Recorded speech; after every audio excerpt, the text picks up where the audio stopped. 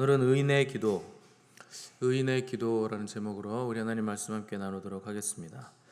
야고보는 병든 자들을 향해서 권면하기를 믿음으로 기도해라 이렇게 권면했고, 또 회개할 것이 있는지 생각해서 회개하면서 병이 낫기를 기도해라 이렇게 얘기를 했습니다. 오늘 본문에서도 너희 죄를 서로 고백하며 병이 낫기를 위하여 서로 기도하라 또 이렇게 얘기를 했는데, 그 앞구절에서 장로들을 초청해서 기도하라 하면서 서로 고백하며 병이 낫기를 위해 서로 기도해라 이렇게 권면했습니다. 그러니까 교회 안에 병 걸린 사람이 있을 때 교회 리더십들이 해야 할 일 첫 번째가 뭔가, 일단 죄 문제를 해결해야 된다. 서로 죄를 고백하고 혹시 서로 간에 지은 죄가 있는지, 또 개인적인 죄를 지은 것이 있는지 그 문제를 먼저 리더십들은 해결을 해라 이렇게 얘기를 하는 겁니다. 그럼 이제 바로 생각되는 질문이 있죠. 도대체 어떤 병이길래 서로 죄를 고백을 해야 되는가 하는 것인데, 서로 죄를 회개하는 것을 보니까 당연히 공동체 안에서 서로 간에 지은 죄를 회개해야 되는 것이 당연한 것이죠. 서로 오해했던 것, 또 진실치 못했던 것, 또 마음에 두고 앙금으로 오래 두고 남아있는 것들을 용서하고 또 서로 손을 맞잡고 회개하며 기도할 때 치유와 회복이 일어나게 된다 얘기를 하는 겁니다. 다만 이것이 모든 병에 대입할 수 있는 것은 아니고, 또 병이 낫기 위한 필수 코스도 아닌 것은 우리가 기억을 해야 됩니다. 그러나 병 때문이기 이전에 우리가 한 공동체로서 한 하나님 앞에서 서로 간의 죄와 허물을 용서하고 회개하는 것은 반드시 행해야 되는 필수적인 과정이다. 그리고 질병으로 인해서 그 서로 간의 죄와 허물을 돌아보는 기회로 삼아야 된다 하는 것이 오늘 야고보의 권면입니다. 그만큼 야고보는 교회 안에 이 성도들 간의 관계성을 아주 중요하게 여겼다. 그리고 그것이 질병으로 발전되는 경우도 많이 있었다 하는 것을 알려주는 겁니다. 우리 주님도 마태복음 5장 23절 보시면 예물을 제단 앞에 드리다가 형제에게 원망 들을 만한 일이 있는 것이 생각나거든 예물을 제단 앞에 두고 가서 형제와 화목하고 난 뒤에 다시 제물을 드려라 이렇게 얘기하셨습니다. 예배 드리는 것 너무 중요한 일이다. 그런데 예배를 드리다가 내가 형제와 원망 들을 만한 일을 한 것이 있거든, 또 화목하지 못한 게 있거든, 예배 드리는 거 잠깐 멈추고 가서 화해하고 와서 다시 예배 드려라 이렇게 얘기를 한 겁니다. 무슨 말인가? 하나님은 용서하지 못하고 분노하고 욕하는 사람들의 예배는 받지 않으시겠다 하는 뜻입니다. 1000번 드리고 10,000번 예배 드려도 공동체 안에서 혹은 가족 혹은 형제들 안에서 원망 들을 만한 일, 또 서로 불화하는 일이 있을 때 예배를 드려봐야 헛된 일이다 이런 얘기를 하시는 겁니다. 그러니까 하나님 기뻐하시는 제사 예배는 분노와 저주를 품고서 그 악한 감정들이 들끓는 예배가 아니라 상한 마음으로 겸손한 마음으로 드리는 예배, 그 예배를 받으신다 하는 뜻입니다. 우리 주님께서 이 땅에 오신 이유가 뭔가, 아주 중요한 이유가 하나 있는데, 막힌 담을 허무시기 위해서 이 땅에 오셨습니다. 당시 막힌 담이라고 하는 건 유대인과 이방인 간의 막힌 담을 대표적으로 얘기하는 건데, 그것뿐만 아니라 남자와 여자 간의 막힌 담, 또 윗세대와 아랫세대 간의 막힌 담도, 또 형제와 형제, 자매와 자매 간에 얽혀있고 설켜있는 모든 감정에 막힌 담들도 우리 주님께서 다 허물어뜨리시기 위해서 이 땅에 오신 겁니다. 그렇게 허물어진 담을 통해서 예수 그리스도의 이름으로 하나가 된 사람들을 우리가 교회라 이렇게 부르는 것이고, 그들을 하나님은 의인이라 이렇게 칭해 주시는 겁니다. 예수 그리스도의 보혈을 통해서 온몸이 정결케 되고 매일매일 죄의 고백을 통해서 우리가 씻긴 바 될 때 우리는 의로운 자라 인정함을 받게 되는 겁니다. 어떤 분들 회개 도통 안 하시는 분들이 있는데, 여러분 회개 매일 하셔야 됩니다. 회개 안 하는 건 안 씻는 것과 똑같아요. 우리 주님은 씻으라 그랬거든요. 근데 목욕을 할 필요는 없다. 너희들은 이미 목욕을 한 자들이기 때문에 손발만 씻으면 된다 이렇게 얘기하셨는데, 작은 허물들, 순간적으로 지나가는 죄된 생각들은 그때그때 회개를 해서 털어내라는 겁니다. 여러분 오늘 이런 요즘 막 습하죠. 덥죠. 그러면 하루만 안 씻으면 어떻게 될까요? 바로 홈리스 냄새 나죠. 옆에 있으면 떨어지고 싶죠. 죄도 똑같습니다. 매일매일 씻지 않으면 죄는 쌓이는 특성이 있거든요. 성경에 보면 죄는 계속 쌓이고 쌓여서 하나님께 악취를 풍기고 결국 하나님의 목전까지 차오르면 하나님께서 심판을 내리시게 되어 있습니다. 죄는 쌓이기 때문에 매일매일 털어내야 됩니다. 안 그러면은 그 쌓인 죄가 사람을 점점 강팍하게 만들고 가장 심각한 문제는 죄에 대한 민감성을 떨어뜨립니다. 이미 내 안에 죄가 쌓여 있기 때문에 이게 죄인지 모르게 되고 죄는 죄와 끌리고 죄는 다른 죄를 또 끌어들이기 때문에 그리고 용납하기 때문에 이게 심각한 문제가 되는 겁니다. 아무리 작은 죄라도 하나님 앞에서는 다 심판받아 죽어 마땅한 죄입니다. 작은 죄가 없습니다. 그래서 다 털어내야 됩니다. 만약 작은 마음의 찔림이라도 있다면 하나님 제가 이런 생각이 들었는데 잘못했습니다. 그냥 이렇게 회개하고 하나님 앞에서 털어내시면 그걸로 그 죄는 씻기는 겁니다.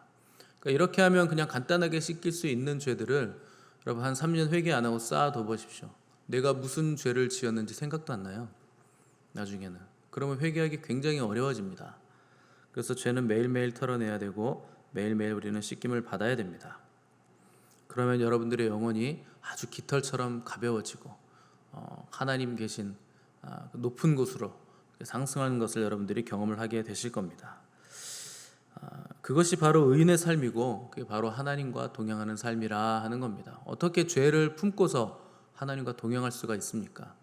동행하려고 하는 자들은 마음이 합해져야 되거든요. 그래서 두 마음이 의합치 않고서야 어찌 동행하겠으며 이렇게 얘기를 하고 있는데 마음이 합한다 하는 것은 이심전심이란 뜻입니다. 내 뜻이 너의 뜻이고 네 마음이 내 마음이다. 그렇게 되려면 당연히 죄를 매일매일 씻어야 되고 하나님 앞에서 의와 정결과 거룩함으로 씻김받은 의인으로 서 있어야 되는 겁니다. 그래서 하나님과 더불어 친구된 사람들 어떤 사람들인가? 기도가 일상이고 또 회개가 일상이고 날마다 하나님의 존전 앞에 설 준비가 되어 있는 사람, 그분이 가시는 길로 함께 동행할 준비가 되어 있는 사람을 친구라 이렇게 부르는 것이고, 성경에 보시면 하나님께서 친구라고 부르는 사람들의 특징은 모두가 선지자였다 하는 것을 우리가 볼 수가 있습니다. 이런 사람들을 의인이라고 부르는데 야고보는 오늘 이런 의인들의 기도, 간구는 역사하는 힘이 크다 이렇게 소개를 하고 있습니다. 그러면서 엘리야를 예를 들어서 그의 간구가 얼마나, 의인들의 간구가 얼마나 큰 파워가 있는가 하는 것을 소개를 했는데 17절 보시면 엘리야는 우리와 성정이 같은 사람이로되 그가 비가 오지 않기를 간절히 기도한즉 3년 6개월 동안 땅에 비가 오지 아니하고 다시 기도하니 하늘이 비를 주고 땅이 열매를 맺었느니라 이렇게 기록을 했습니다. 기도를 예로 들면서 갑자기 엘리야를 예로 드니까 사실 좀 당황스럽죠. 너무 대단한 사람 예로 드는 거 아닌가. 사실 구약 성경을 표현할 때 율법과 선지자라 이렇게 부르는데 다른 관용적인 표현이 모세와 엘리야라 하는 표현이 있습니다. 모세가 율법을 받은 사람이기 때문에 율법이라는 뜻이고 선지자 대표가 엘리야이기 때문에 모세와 엘리야 이렇게 표현을 하면 구약 성경, 구약의 대표성을 가지는 인물 이렇게 생각을 하시면 됩니다. 그래서 변화산에서 예수님을 만난 사람들이 모세와 엘리야죠. 구약의 대표적인 인물들 두 사람이 온 겁니다. 주님을 만나려고. 그만큼 엘리야는 대단한 사람이죠. 너무 큰 선지자를 우리와 비교하기 위해서 갖다 붙이는 거 아닌가 이런 생각이 들겠지만 야고보는 바로 뒤에서 엘리야는 우리와 성정이 같은 사람이다 이렇게 소개를 했습니다. 여기 성정이라는 건 무슨 말인가? 성질이 같다 하는 뜻입니다. 그도 사람이고 우리도 똑같은 사람이다. 그도 역시 사람이었다. 인간이다 하는 뜻입니다. 근데 우리와 같았던 사람이었던 엘리야가 비를 내리기도 하고 내리지도 않게 했다면 저와 여러분도 얼마든지 그렇게 할 수 있다 하는 뜻입니다. 뭐 아무나 그렇게 될 수 있는 건 아니죠. 당연히 하나님 앞에서 친구된 자들, 의와 진리와 거룩함으로 씻김 받아서 의롭게 거룩하게 서 있는 자들이 그렇게 되는 겁니다. 근데 엘리야는 자기 나라에 고난을 달라고 하나님께 기도했는데 비가 내리지 않게 해달라고 기도를 했습니다. 당시 이스라엘 왕 중에서 역대 왕 중에서 가장 악한 왕이 엘리야 시대의 왕 아합 왕이었습니다. 그의 아내가 이세벨이라는 악녀죠. 이 악한 시대에 하나님은 가뭄을 통해서 심판을 내리기로 확정하셨는데 엘리야가 자의적으로 비가 오지 않기를 간구한 것이 아니고 하나님의 마음을 알고 하나님의 심판을 전달을 했을 뿐인 겁니다. 다만 엘리야의 바람은 이 악한 시대에 하나님 침묵하지 말아 주십시오, 이렇게 기도를 한 것입니다.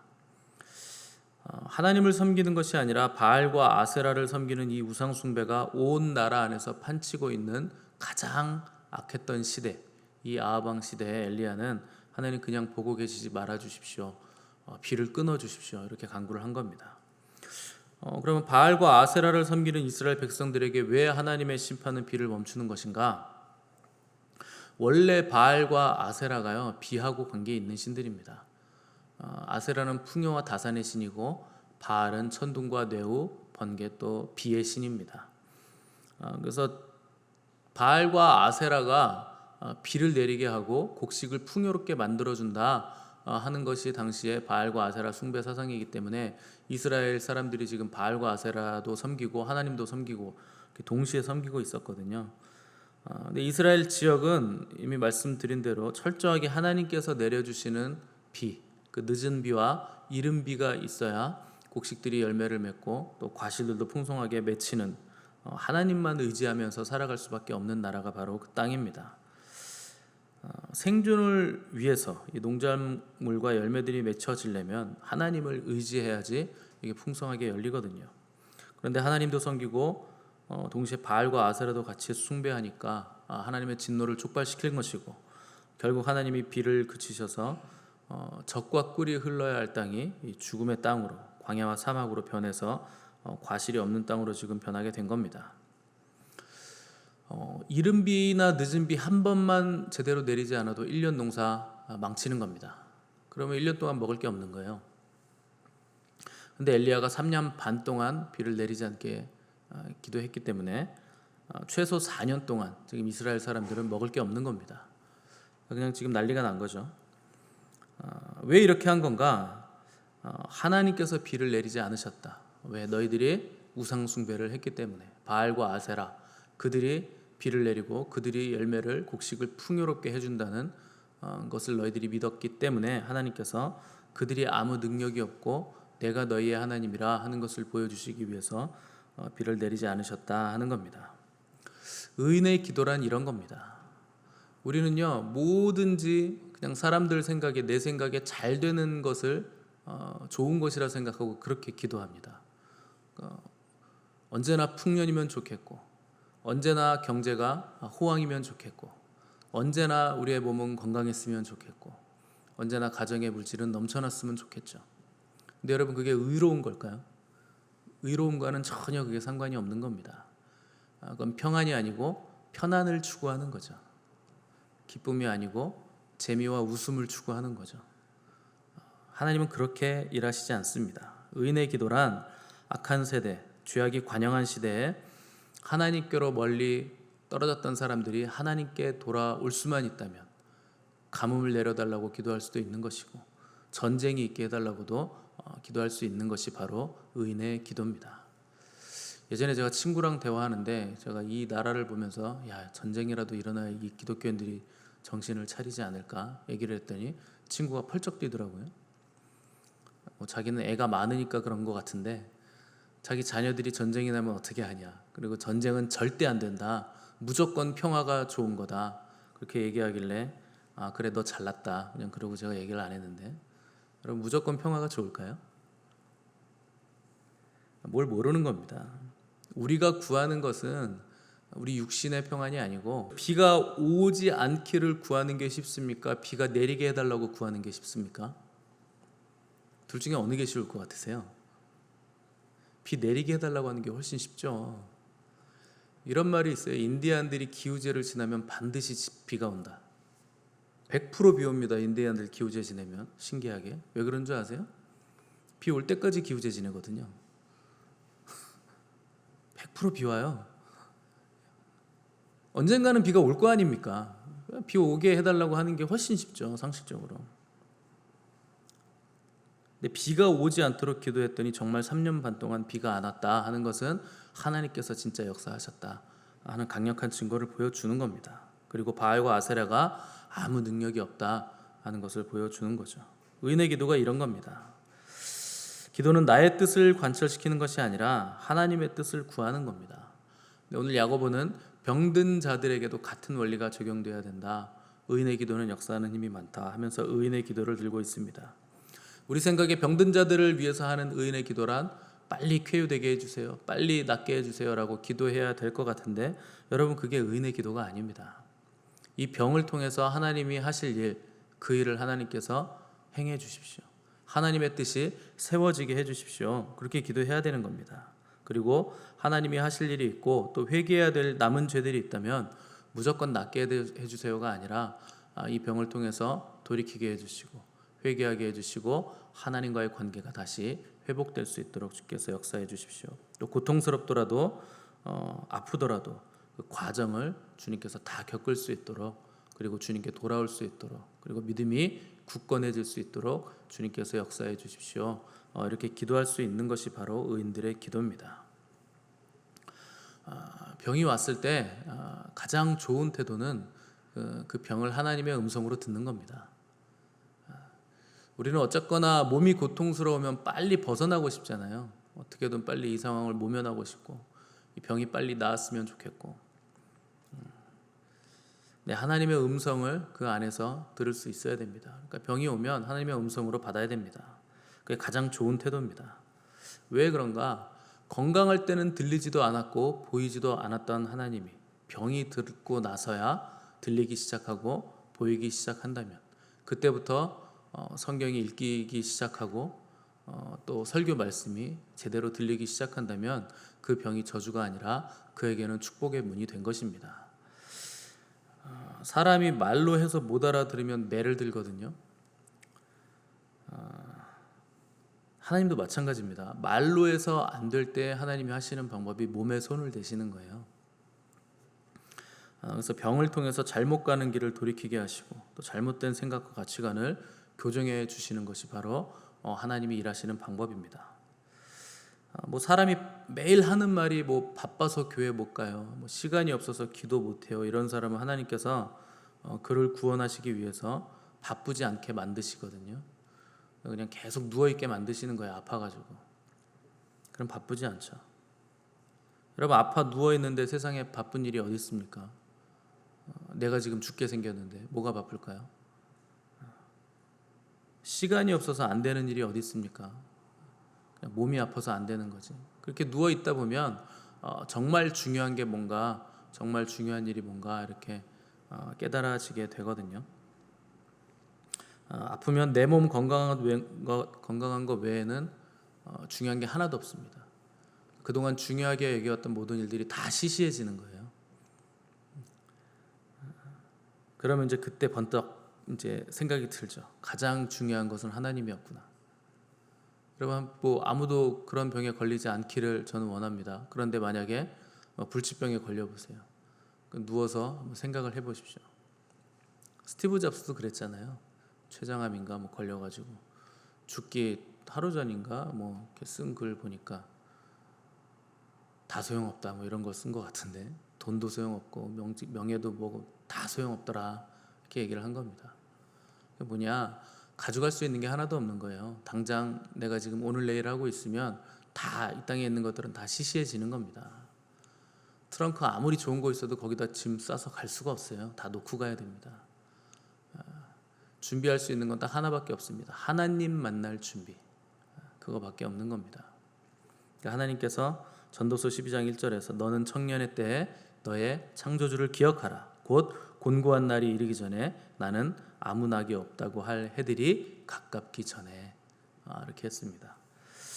청년의 때에 창조주를 기억하라 하는 것은 강건할 때, 건강할 때에 하나님 기억해야 된다. 나중에 병들고 힘 없어졌을 때, 그런 날이 가깝게 오기 이전에 창조주를 기억해라, 이렇게 얘기를 한 겁니다. 지금 표현으로 하면 꼰대 발언을 한 거죠. 어떻게 청년의 때에 창조주를 기억하겠습니까? 젊으면 젊은이들에게 주기엔 너무나 아깝잖아요. 다 허비하기 때문에. 만약에 젊은이가 젊음을 허비하지 않는다, 그럼 둘 중에 하나입니다. 나이가 들었거나 이제 아니면 정말 대단한 위인이 났거나 둘 중에 하나죠. 저는 여러분들이 건강하시기를 바랍니다. 강건하셔서 몸에 제약이 생기기 이전에 내게 아무 낙이 없다고 하기 전에 그때 여러분 창조주를 기억하시기 바랍니다. 건강할 때 하나님 일을 마음껏 하시기 바라고 거리낌 없이 하나님의 일을 할 수 있을 때 마음껏 여러분 하나님의 일을 하셔야 됩니다. 중고등부 때부터 하면 얼마나 좋을까요? 저 두 아이가 지금부터 하나님을 기억해서 하나님께 올인할 수 있다면 둘 중에 하나겠죠. 위인이거나 하나님이 정말 쓰시기 위해서 주목한 창세 때부터 예비된 마지막 때의 주자거나 둘 중에 하나겠죠. 여러분 창조자를 지금이라도 기억하셔야 됩니다. 우선순위가 그분께 있어야 됩니다. 그래서 거리낌 없이 지금 하나님의 일을 할 수 있을 때, 물론 20대나 30대나 40대나 50대 점점 더 제약은 생기기 마련이지만 지금 그래도 건강해서 우리가 하나님의 일을 할 수 있을 때 여러분 마음껏 주님의 일을 하시기 바랍니다. 또 마음껏 하나님의 나라와 의를 위해 기도하고 움직이심으로 그 나라와 의를 이 땅에 가져오는 통로가 되시는 저와 여러분들 되시기를 간절히 바랍니다. 함께 기도하겠습니다.